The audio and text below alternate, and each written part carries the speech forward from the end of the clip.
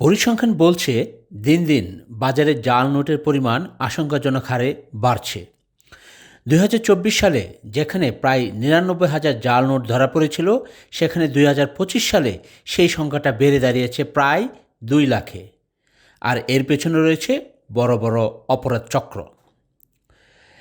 বাজারে সবচেয়ে বেশি জাল নোট হচ্ছে ২০ পাউন্ডের নোট, এরপরেই আছে ১০ পাউন্ডের নোট। আজকাল সবাই কার্ড বা অনলাইনে পেমেন্টে অভ্যস্ত হওয়ায় হাতে নগদ অর্থ এলে অতটা খুঁটিয়ে দেখেন না, আর এই অসচেতনতার সুযোগ নিচ্ছে অপরাধী চক্র।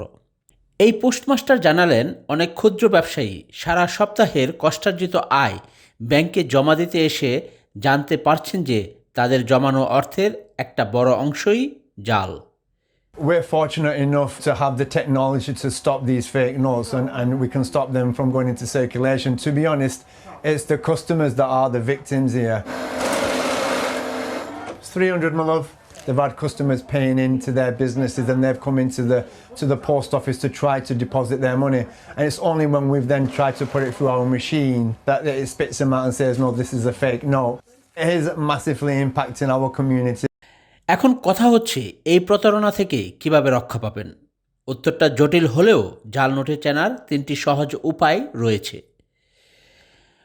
নোটের গায়ে যে চকচকে ফয়েল ট্রিপ বা হলোগ্রাম থাকে, সেটি আসল নোটে এপাশ ওপাশ কাত করলে ভেতরে লেখা বা রং পরিবর্তন হয়। জাল নোটে এটি সাধারণত শুধুই একটি সাধারণ চকচকে কাগজের মতো থাকে, কোনো পরিবর্তন হয় না। আসল নোটের প্রিন্টিং হয় অত্যন্ত নিখুঁত এবং স্পষ্ট। আসল নোটের কিছু নির্দিষ্ট জায়গায় হাত দিলে লেখাগুলো কিছুটা উঁচু নিচু বা খসখসে মনে হবে।